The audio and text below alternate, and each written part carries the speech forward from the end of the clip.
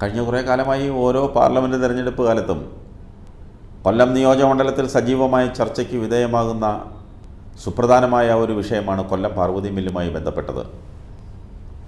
14 വർഷങ്ങൾക്ക് മുൻപ് വരെ മില്ലിൻ്റെ നവീകരണത്തെ മുൻനിർത്തിയായിരുന്നു ചർച്ചകളെങ്കിൽ 2010 മില്ലിൻ്റെ പ്രവർത്തനം നിലച്ചതിന് ശേഷം കാര്യമായി ചർച്ചയൊന്നും നടക്കുന്നില്ല.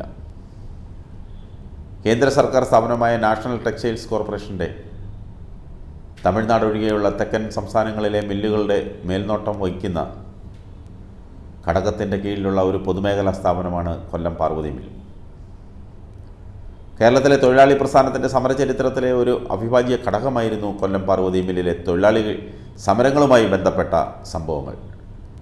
ദീർഘകാലം പാർലമെൻറ്റിൽ കൊല്ലം നിയോജകമണ്ഡലത്തെ പ്രതിനിധീകരിച്ച 2 UDF കക്ഷികളിൽ ഒന്നായ RSPയുടെ പ്രമുഖ നേതാക്കളായ N. ശ്രീകണ്ഠൻ നായർ, RS ഉണ്ണി തുടങ്ങിയവരുടെ ട്രേഡ് യൂണിയൻ പ്രവർത്തനങ്ങളുമായി അഭേദ്യമായ ബന്ധമാണ് ഈ തൊഴിൽ സ്ഥാപനത്തിലുണ്ടായിരുന്നിട്ടുള്ളത്. ജീവിതാന്ത്യം വരെ ഇവിടുത്തെ ഏറ്റവും വലിയ തൊഴിലാളി യൂണിയനായിരുന്ന RSPയുടെ തൊഴിലാളി സംഘടനയായ UTUCയുടെ പ്രസിഡൻറ്റുമായിരുന്നു കൊല്ലം നിയോജകമണ്ഡലത്തിൽ നിന്നുള്ള MP കൂടിയായിരുന്ന N. ശ്രീകണ്ഠൻ നായർ.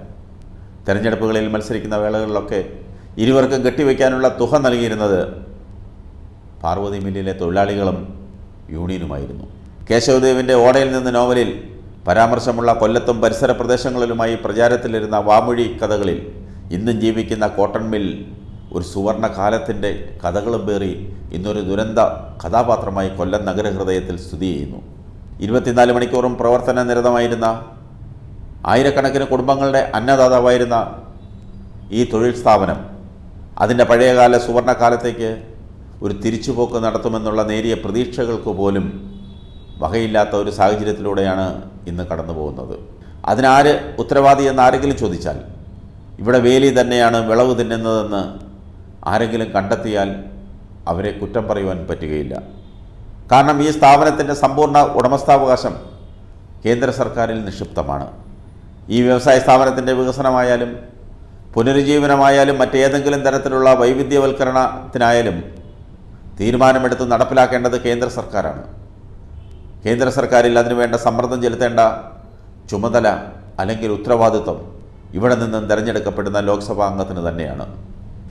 അതാകട്ടെ കൊല്ലുന്ന രാജാവിൻ്റെ തിന്നുന്ന മന്ത്രി എന്നത് പറഞ്ഞു പോലെയാണ് 10,000 കോടികളുടെ ആസ്തി മൂല്യമുള്ള ലാഭകരമായി പ്രവർത്തിച്ചുകൊണ്ടിരിക്കുന്ന വൻകിട പൊതുമേഖലാ സ്ഥാപനങ്ങൾ ഓരോന്നായി ആക്രി വിലയ്ക്ക് തൂക്കി വിൽക്കുന്ന നയം പിന്തുടരുന്ന ഒരു കേന്ദ്ര സർക്കാരിന് ഇതൊക്കെ എന്തെന്ന് ചോദിച്ചു പോകും. ചതുരശ്രയടിക്ക് വില പറയാവുന്ന നഗരഹൃദയത്തിൽ സ്ഥിതി ചെയ്യുന്ന ഏക്കർ കണക്കിന് കണ്ണായ ഭൂമിയുടെയും ഉപകരണങ്ങളുടെയും വിറ്റഴിക്കലിലൂടെ കേന്ദ്രം ഭരിക്കുന്ന കക്ഷിയിലേക്ക് പിൻവാതിലിലൂടെ ആയിരക്കണക്കിന് കോടി ഉറുപ്പിക എത്തിച്ചേരുവാനുള്ള സാധ്യത നിലനിൽക്കുമ്പോൾ പ്രത്യക്ഷത്തിൽ രാഷ്ട്രീയമായി വിരുദ്ധപക്ഷത്താണെന്ന് പറയുമ്പോൾ തന്നെ പരോക്ഷമായി ആ കക്ഷിയുടെ താളത്തിനൊത്ത് തുള്ളുന്ന ഒരു ലോക്സഭാ അംഗത്തിന് എങ്ങനെ സർക്കാരിന് മുന്നിൽ തൻ്റെ നിയോജകമണ്ഡലത്തിലെ ഒരു സ്ഥാപനത്തിൻ്റെ പുനരുജ്ജീവനത്തിന് വേണ്ടി സമ്മർദ്ദം ചെലുത്തുവാൻ കഴിയും?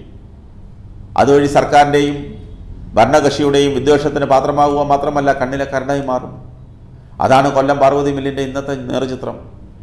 നിലവിൽ കൊല്ലത്തെ MP-യുടെ പാർട്ടിയായ RSPയും കൊല്ലം പാർവതി മില്ലുമായിട്ടുള്ള ബന്ധത്തെക്കുറിച്ച് പഴയകാല കൊല്ലം നിവാസികൾക്കും പാർട്ടിക്കാർക്കും അറിയാവുന്നതാണ്. അങ്ങനെയുള്ള തൻ്റെ പ്രസ്ഥാനവുമായി പൊക്കിൽക്കുടി ബന്ധമുള്ള ഒരു സ്ഥാപനത്തിൻ്റെ ഭാവിയേക്കാൾ വലുത് തൻ്റെ സ്വന്തം വ്യക്തി രാഷ്ട്രീയ താൽപ്പര്യങ്ങളാണെന്ന് ലോക്സഭ അംഗം തീരുമാനിച്ചാൽ ഉണ്ടാവുന്ന ഭവിഷ്യത്തിൻ്റെ ദുരന്തഫലമാണ് കൊല്ലം പാർവതി മില്ലിൻ്റെ ഇന്നത്തെ ശോചനീയാവസ്ഥ. ആയിരക്കണക്കിന് കോടികൾ വിലമതിക്കുന്ന പൊതുമേഖലാ സ്ഥാപനങ്ങൾ ആക്രി വിലയ്ക്ക് വിറ്റ് തുലയ്ക്കുന്നതിനെതിരെ കേരളത്തിൽ ഉയർന്നു വരുന്ന പൊതുജന രോക്ഷത്തെയും ഭയന്നും അത് തെരഞ്ഞെടുപ്പിൽ പ്രതിഫലിക്കാതിരിക്കുന്നതിനും വേണ്ടി മാത്രമാണ് ഇവിടുത്തെ വിലപ്പെട്ട ഭൂമി കൈമാറുന്നതുമായി ബന്ധപ്പെട്ട് ചില കോർപ്പറേറ്റുകളുമായി അണിയറയിൽ ഉണ്ടാക്കിയിട്ടുള്ള കരാറുകൾ തൽക്കാലം വെളിച്ചം കാണാത്തത്. ഏതായാലും കേന്ദ്ര സർക്കാരിന് 4 അണയുടെ പോലും മുതൽ മുടക്കില്ലാത്ത 70കളുടെ ആദ്യ വർഷങ്ങളിൽ തമിഴ്നാട്ടിലെ തുണിമിൽ വ്യവസായത്തിലെ രാജാവായിരുന്ന മധുരയിലെ കാര്യമുത്തു ത്യാഗരാജ ചെട്ടിയാർ കേരളത്തിൽ പ്രവർത്തിച്ചിരുന്ന തൻ്റെ ഒരു കൂട്ടം മില്ലുകളോടൊപ്പം NDCക്ക് സൗജന്യമായി വിട്ടുകൊടുത്തതാണ് കൊല്ലം പാർവതി മില്ല്.